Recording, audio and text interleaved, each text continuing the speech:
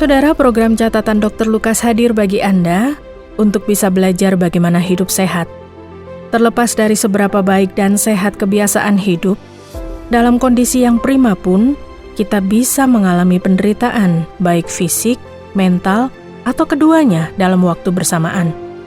Alkitab banyak membahas tentang kesehatan, salah satunya adalah catatan Dr. Lukas dalam Perjanjian Baru. Dan melaluinya, Anda akan menerima banyak hal tentang Yesus Kristus, penyembuh ajaib yang menyembuhkan manusia dari penyakit fisik maupun rohani. Ia bahkan mengalahkan maut, mengorbankan nyawanya untuk menebus dosa, supaya manusia dapat hidup kekal bersamanya.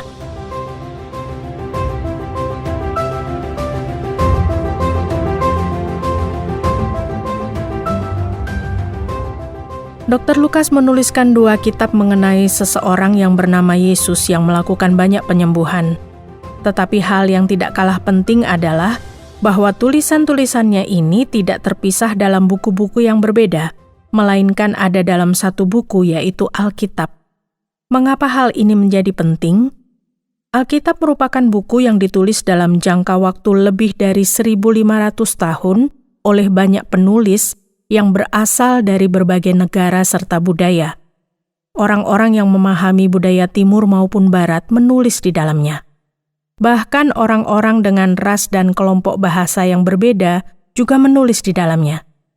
Jadi Alkitab tidak bisa disebut sebagai buku dari barat ataupun timur, melainkan keduanya.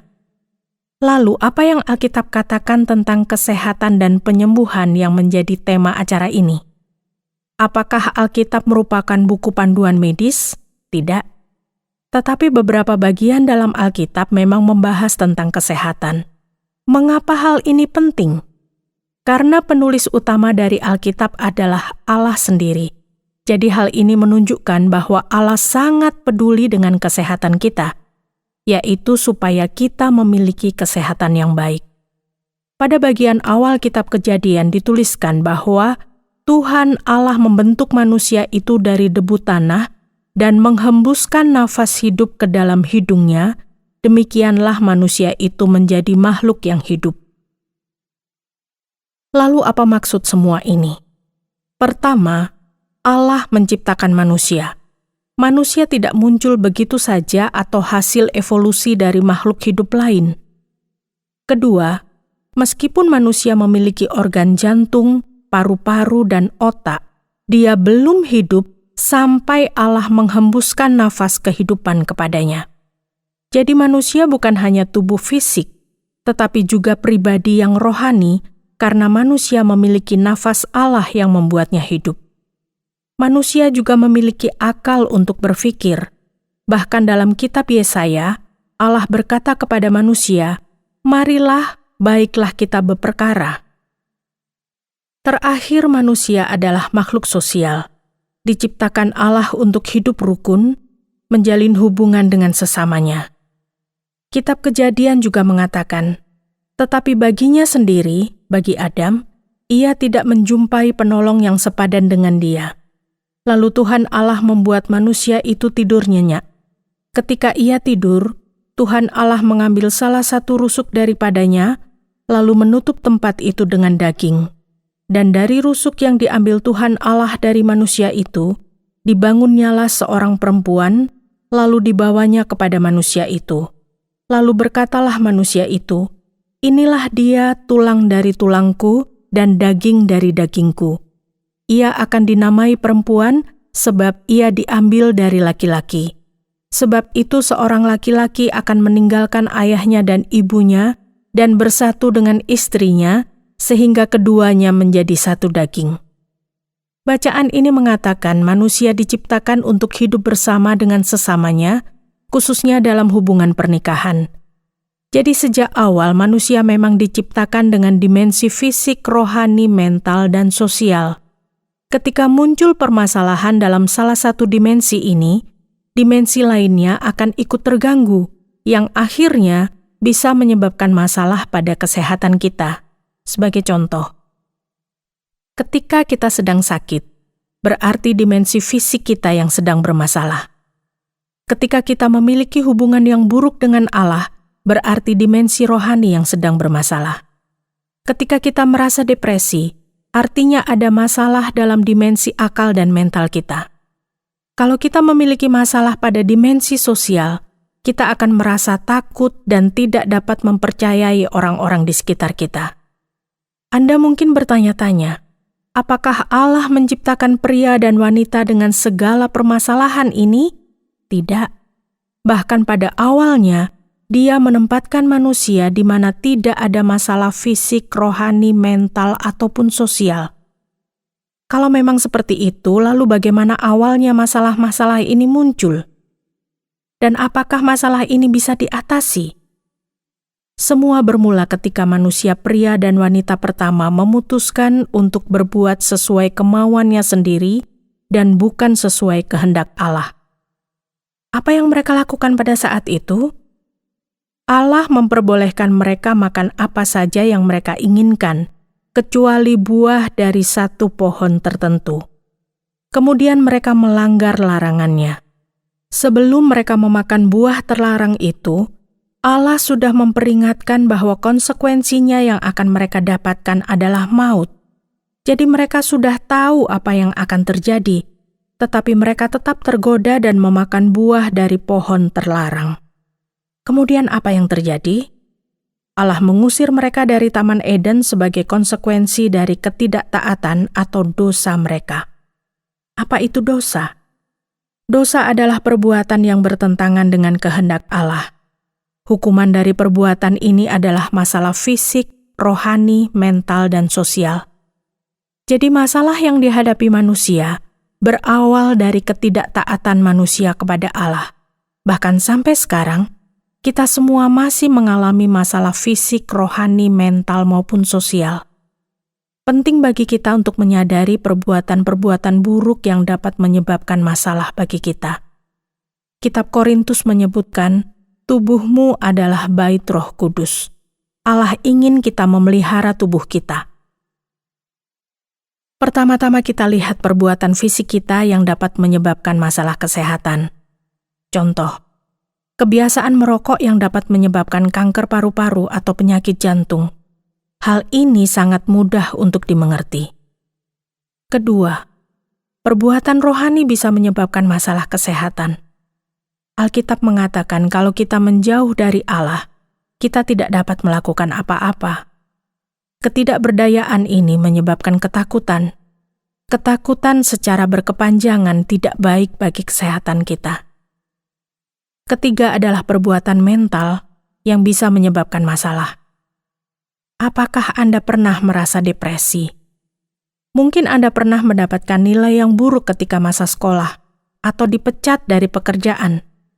Kalau perasaan depresi ini berlanjut dalam durasi yang panjang, akan sulit untuk mengatasi perasaan ini. Hal-hal ini disebabkan oleh kesalahan sendiri. Misalnya kurang giat belajar ketika ujian, atau berbuat curang di tempat kerja kemudian dipecat. Perbuatan sosial juga bisa menimbulkan masalah kesehatan.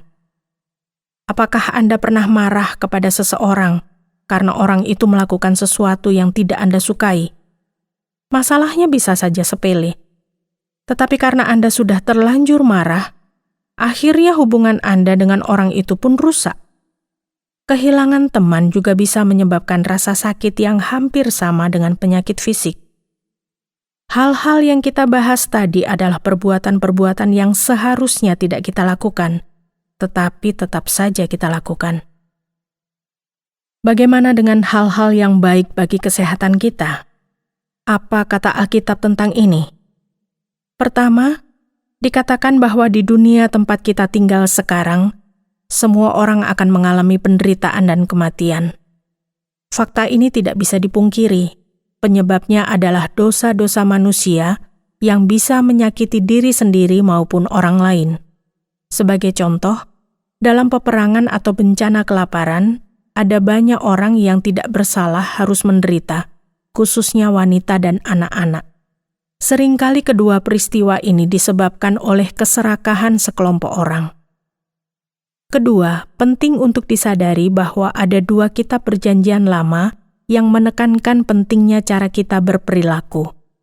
Kitab Keluaran dan Imamat membahas tentang perlunya mencuci tangan dan bagaimana mengolah makanan dengan baik supaya tidak menyebabkan penyakit, serta pentingnya merotasi tanaman agar tanah yang ditanami tidak kehilangan nutrisinya.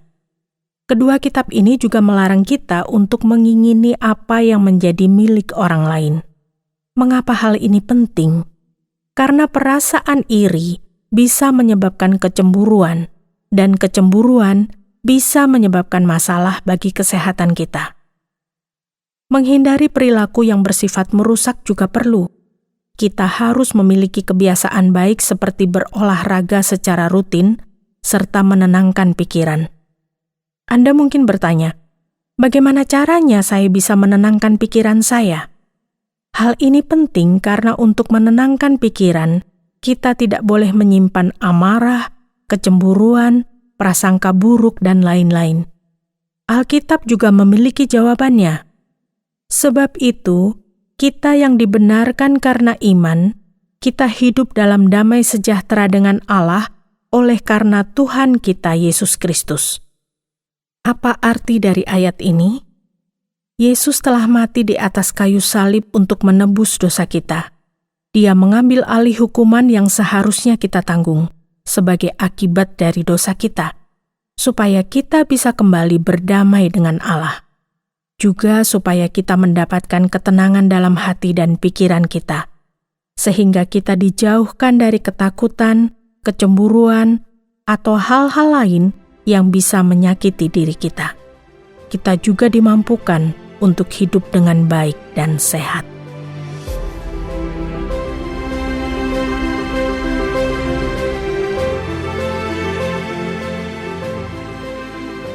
Saudara pendengar, terima kasih sudah bersama mengikuti catatan Dr. Lukas.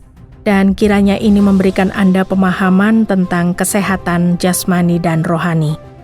Kalau Anda memiliki pertanyaan atau Anda terkesan dengan acara ini, silakan kirimkan tanggapan Anda, bisa melalui SMS atau WhatsApp ke nomor 081 333 777 386, 081 333 777 386.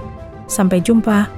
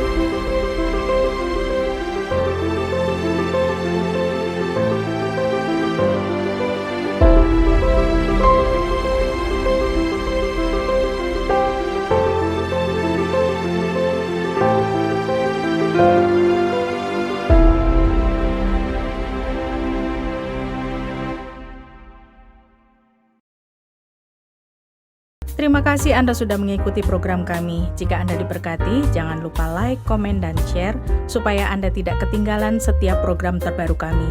Jangan lupa juga untuk subscribe channelnya dan nyalakan loncengnya. Jika Anda ingin mendukung pelayanan kami, bisa melalui rekening kami berikut ini atau menghubungi kami di sini.